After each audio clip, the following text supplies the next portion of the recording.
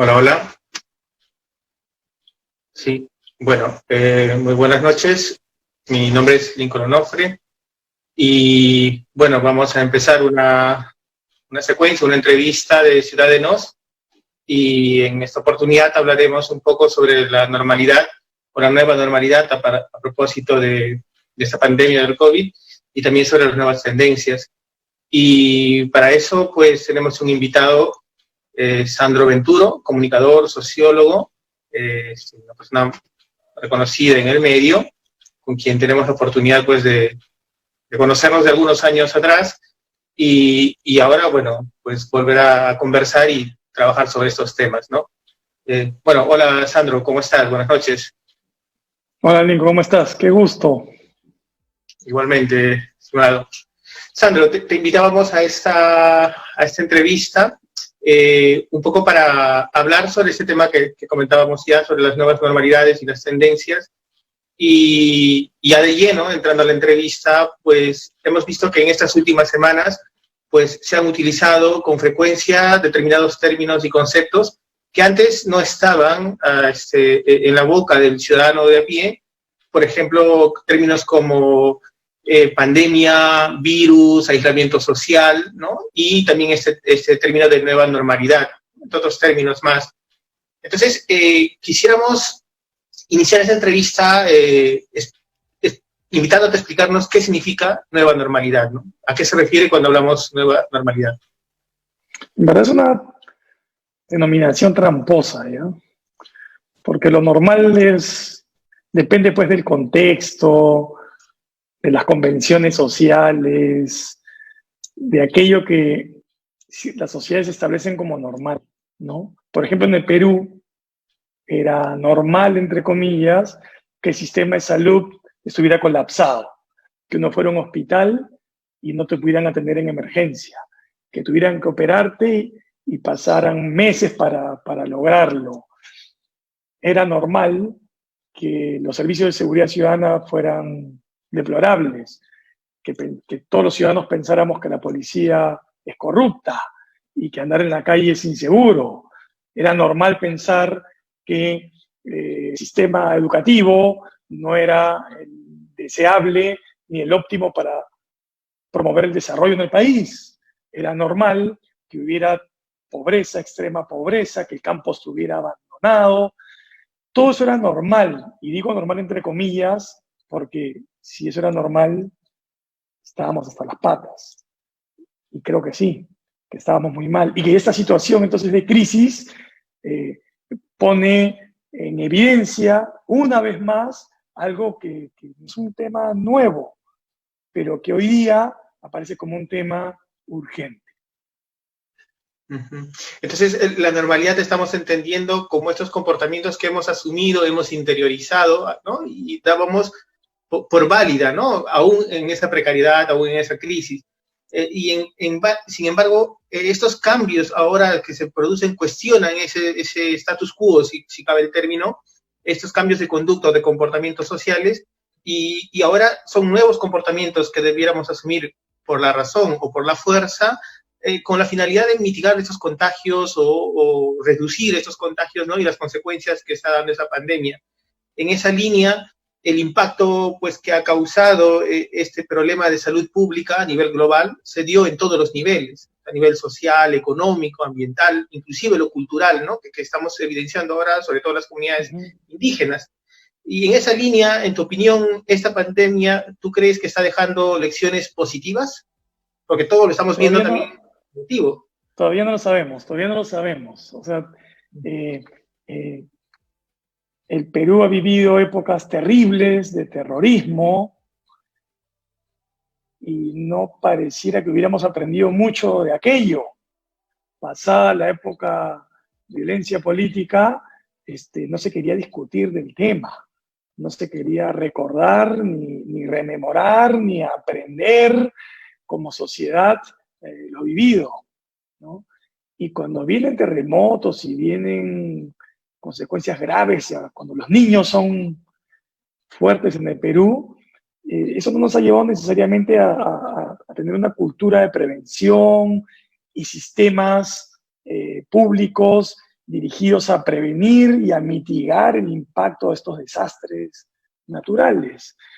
Entonces, en el Perú parece que nos cuesta mucho realmente sacar lecciones de las grandes tragedias. Entonces, no sé todavía si todo esto nos va a llevar a importantes cambios. Tú y yo seguramente lo queremos y lo deseamos, pero no creo que vaya a ser tan fácil. Creo que en el Perú todavía hay inercias que son más grandes que la voluntad de cambio. Y en esa medida, me imagino que estoy sonando un poco pesimista. Claro, es que también decíamos este lado quizá positivo por algunas situaciones que se han venido dando al inicio, ¿no? Esas imágenes sobre cómo cambia el medio ambiente, cómo la gente trata de trabajar de una manera de acción colectiva, quizá temporal, como dice, ¿no? Que nos hace resilientes, pero no terminamos de aprender la lección completa al final de cada momento de crisis, de cada situación de crisis, ¿no? Y Así también es. por otro lado, sí. No, así es. Yo recuerdo que en El último niño, no sé si te acuerdas esa imagen de aquella señora que fue arrastrada por el lodo en el río y a la altura del Lurín, se vio como ella entre los escombros, la basura, las rocas, las piedras, con una fuerza de vida, con ganas de sobrevivir, sale del huaico y sobrevive, y es una imagen muy potente de cómo los peruanos realmente luchamos cuando la vida está en peligro, ¿no? Tenemos muchos ejemplos de esos, pero después ya no sabemos qué fue de la vida de esa señora. No sabemos si sanó bien, si recuperó a su familia, si se reencontró con sus planes de progreso personal o familiar. Yo siento que en el Perú tenemos mucho punche para sobrevivir, pero todavía nos falta punche para transformar nuestra sociedad. Ha habido muchos intentos de eso y hasta ahora ninguno ha sido el suficiente como para tener un país que frente a una crisis sorpresiva como esta esté listo para sobrellevarla bien. Claro, y esto quizá también se debe a que me da la impresión que es una suerte de una cultura del espectáculo, es decir, esta manifestación o este comentario que hace sobre la señora, ¿no? En plena época de fenómeno del niño, como que estamos para el selfie, ¿no? Miramos ese momento específico, ese momento exacto, nos emocionamos, hacemos acción colectiva, pero al minuto siguiente pasamos la página y, como bien decía sobre el tema del conflicto, no queremos volver a repasar la historia y reparar sobre los errores que estamos cometiendo continuamente, ¿no? Pero de la misma manera estamos viendo que este fenómeno nos ha llevado también a cuestionar ciertas normalidades. Es más, ha desnudado, creo yo, la validez de determinados paradigmas, por ejemplo, el modelo económico a nivel global. Lo mismo con la reconfiguración del poder global, estamos hablando cómo se reconfigura pues Estados Unidos, China, la Unión Europea, Asia, Rusia, cada quien está jugando un papel importante, ¿no? Y la dependencia económica, en el caso peruano, al ser un país primario exportador, dependiente básicamente de China respecto a los minerales, y la seguridad alimentaria a través de la agricultura. ¿Qué opinión te merece al respecto de esto? De nuevo, no creo que sean temas nuevos en el sentido en que las grandes diferencias entre norte y sur, la gran diferencia entre los países capitalistas centrales y las periferias donde estamos nosotros, los altos niveles de pobreza, no solo en países como el Perú, sino lo estamos viendo ahora en Estados Unidos y en Europa, ¿no? Digamos, todos estos temas no son temas nuevos, ¿no? La desigualdad, la pobreza, los grandes desafíos de la equidad, los grandes desafíos de la ciudadanía, nada de esto es nuevo.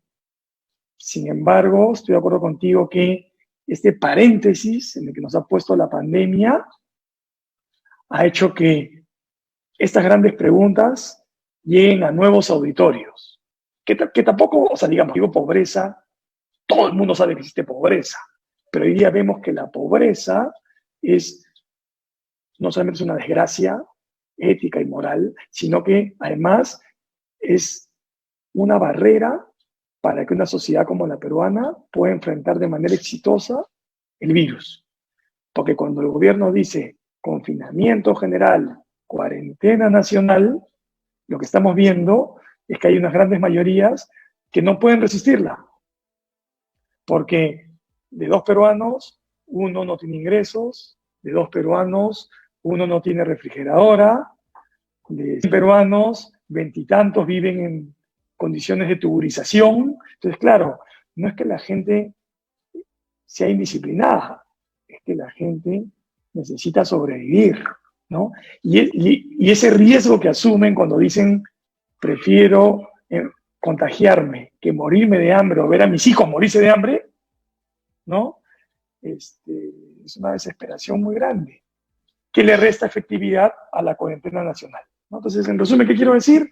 Quiero decir que son temas que sabíamos que existían, frente a los cuales las sociedades parecían insensibles, y hoy día estamos viendo cómo en Lima y en Nueva York los más pobres son los que más mueren frente al virus y a su vez son los que hacen que las cuarentenas no funcionen plenamente. Claro, ahí estamos viendo también cómo estas brechas se van acrecentando más, se evidencian más, y creo, no sé si compartes esta opinión, pero tiene que ver mucho con la manera de cómo gestionamos el Estado, ¿no? Entonces, muchas autoridades regionales y locales no han respondido de manera adecuada a este problema de salud pública. No necesariamente porque no lo hayan querido, sino creo que no lo han visto, ¿no? Y les ha sobrepasado las capacidades que tienen estos gobiernos subnacionales. Y además también porque somos una sociedad pues afín al autoritarismo, ¿no? A liderazgos, a caudillismos. ¿Cuál debe ser entonces el rol del Estado y de las autoridades subnacionales hacia adelante? ¿Cuál es la lección que debiéramos empezar a advertir, ¿no?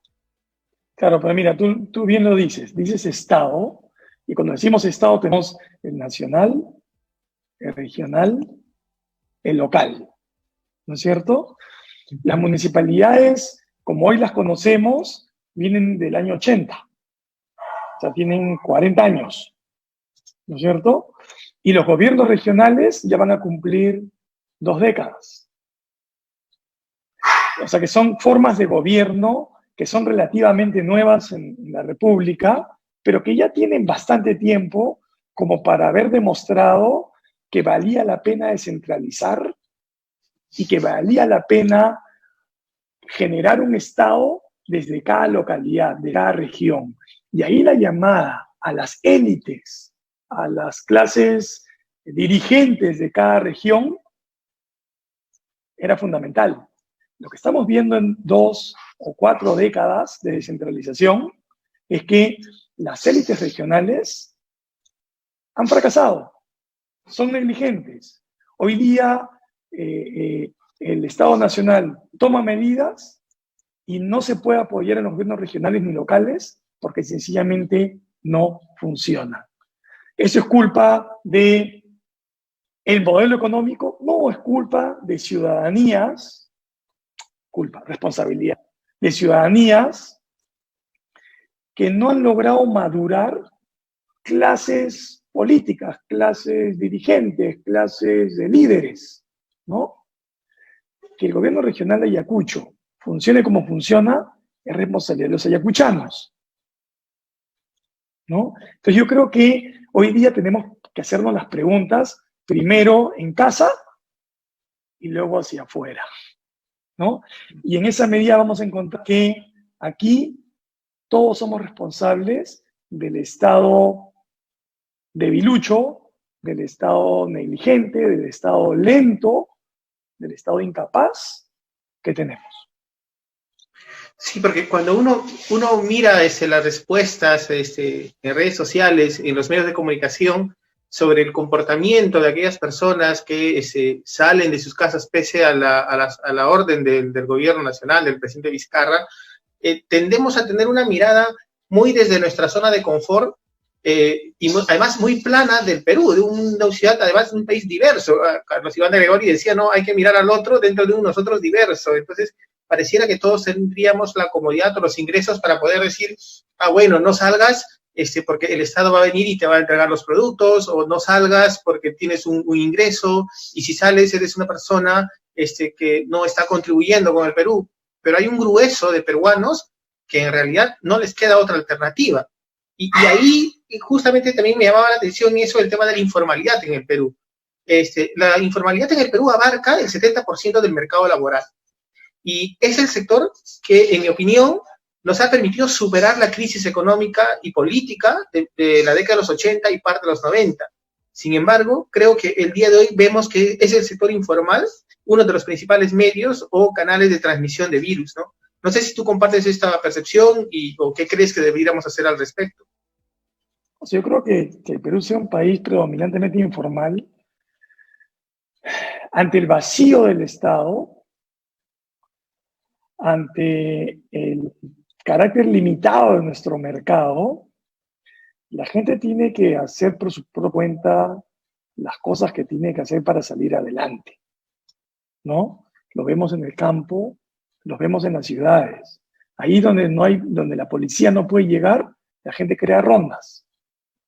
Ahí donde el Estado y las inmobiliarias no generan una oferta de vivienda para los nuevos peruanos, los nuevos peruanos invaden terrenos y construyen como pueden su propio barrio, ¿no? Toda esta informalidad es una respuesta a las grandes limitaciones del Estado y del capitalismo peruano. Pero a su vez, esa informalidad, cuando evoluciona, cuando se desarrolla, cuando esos pueblos jóvenes se convierten en barrios, esos barrios en distritos, esos distritos en ciudades, esa informalidad acostumbrada a ir por el margen del Estado y por el margen o los bordes del mercado, tampoco hace mucho por formalizarse. Y cuando se formaliza y los hijos o nietos de los migrantes se vuelven políticos o empresarios, no parecen muy comprometidos con sus raíces ni con sus orígenes. Se pasan al otro lado, ¿no? Entonces tenemos un país que siempre está dividido entre una formalidad que no logra abrazar e impulsar a todo el país y unos márgenes que desbordan ese Estado, que encuentran sus propias soluciones, pero que tampoco terminan transformando la sociedad, ¿no? Y este es un debate que no es de ahora, es un debate que viene desde los años 60, 70, ¿no? Y que todavía en el Perú seguimos sin resolver. Yo creo que el Perú de hoy es el resultado de una ciudadanía pobre, o sea, de una ciudadanía de baja calidad, de unas clases dirigentes, unas clases líderes subdesarrolladas y por ende de una sociedad civil y un Estado con serias limitaciones para llevar bien cualquier normalidad. La normalidad en crisis o la normalidad fuera de la crisis. Ahora, hay una pregunta de una ciudadana, Vilma Villanueva, pregunta ¿por qué las personas no asociamos esta situación a la corrupción existente y la del pasado? ¿Qué dirías a Vilma? ¿Qué le responderíamos? Lo que pasa es que yo creo que no asociamos no solamente a la corrupción, porque lo que dice Vilma es cierto, es decir, y todas estas negligencias de las que estamos hablando, ¿no? Ciudadanas, de gobernantes y de gobernados, están claramente marcadas por la corrupción. No es casual que tengamos tantos presidentes, expresidentes y candidatos a presidentes en procesos judiciales. No es casual que el número de presidentes, de gobernadores y alcaldes sea cada vez más alto en procesos judiciales o inclusive en la cárcel, ¿no? Entonces estamos hablando, o sea, todo esto nos está hablando de un sistema político fallido, ¿no? Y creo que esta crisis debería ayudarnos a hacer esas conexiones que Vilma reclama, porque pasada esta crisis deberíamos, ojalá, acometer las grandes reformas que hace tiempo sabemos que tenemos que realizar y los gobiernos y los congresos siguen postergando. Una pregunta adicional, Sandro. También hemos observado que en la búsqueda de soluciones, más allá de la esperada vacuna que todos ansiamos, algunos países han marcado también la pauta en diversos aspectos. Alemania, por ejemplo, le cuesta hablar sobre restricción de derechos y apelo a la responsabilidad ciudadana antes que al confinamiento, con resultados interesantes, favorables, y otros, por ejemplo, como los Países Bajos, con el tema de la movilidad alternativa, ¿no? Que ya la tenían en la historia, pero que ahora se ha puesto en agenda el tema, ¿no? Como es el uso de las bicicletas. Entonces, ¿qué otras tendencias globales o nacionales podríamos rescatar en esta experiencia que tienes ahora? O sea, yo creo que sí tenemos, hasta ahorita en esta conversación venimos hablando de las limitaciones, de las falencias, de los aspectos negativos de nuestra sociedad, ¿no es cierto? Pero por supuesto que tenemos fibras positivas, ¿no? Entonces tenemos una larga tradición de organización de base que se ha activado ahí donde el Estado no funcionaba, ¿no? Tenemos una larga tradición de organizaciones sociales que donde no hay alimentación se generan comedores. Allí donde el Estado no defiende el derecho de sus ciudadanos, se crean federaciones de madres que luchan, ¿no?, por los desaparecidos. Y Ayacucho en ese sentido es un gran ejemplo, ¿no? Tenemos un sinfín de tradiciones de organización que van desde las vecinales que crean barrios hasta las amicales que hacen la apoyada de fin de semana por fondos para algunos de nuestros amigos o vecinos. O sea, en el Perú sí tenemos fibras de organización y de solidaridad, pero son pequeñas, están fragmentadas, no logran pasar a espacios más grandes, ¿no? Y creo entonces que hoy día un gran desafío es cómo vamos creando puentes entre estas formas de organización y de solidaridad para comenzar a cambiar, no te digo todo el sistema ni toda la sociedad peruana, pero por lo menos para que en cada localidad lo que no puede hacer hoy día el gobierno local, lo puedan hacer los ciudadanos, las ciudadanas, los vecinos, las vecinas organizados. Ahí, por ejemplo, tenemos una fibra bonita. Los holandeses tienen otras, ¿no es cierto? Hablabas de los alemanes, ¿no? Ellos tienen sus propios recursos, sus propias realidades. Aquí en el Perú, yo creo que tenemos unas formas de organización y de solidaridad que no están en el primer plano del debate público y que deberían estar. Uh-huh. Sí, me parece interesante, Sandro. Lamentablemente el tema de estos recursos informáticos a veces nos limitan el tiempo. Te quisiera comprometer para una siguiente oportunidad. Está muy interesante esta conversación, te agradezco, y también quisiera agradecer a nuestro director técnico, Manuel Labio, y esperamos contar contigo en una próxima oportunidad, de verdad. Muchas gracias. Encantado. Extraño Huamanga, extraño Guante, extraño... en fin, voy a poner a mencionar todos los lugares de Ayacucho que extraño. Y a toda la gente que conozco allá y que no veo hace tiempo. O sea que si volvemos a conversar va a ser una manera de mitigar esta pena. Así es. Ahí volveremos entonces a recordar aquellos tiempos en temas de ciudadanía que hemos ido trabajando alguna vez, ¿no es así? Así es. Bien, Sandro. Muchas gracias. Te mando un abrazo desde acá y una vez más gracias por la entrevista. Buenas noches también a todos los televidentes. Chao.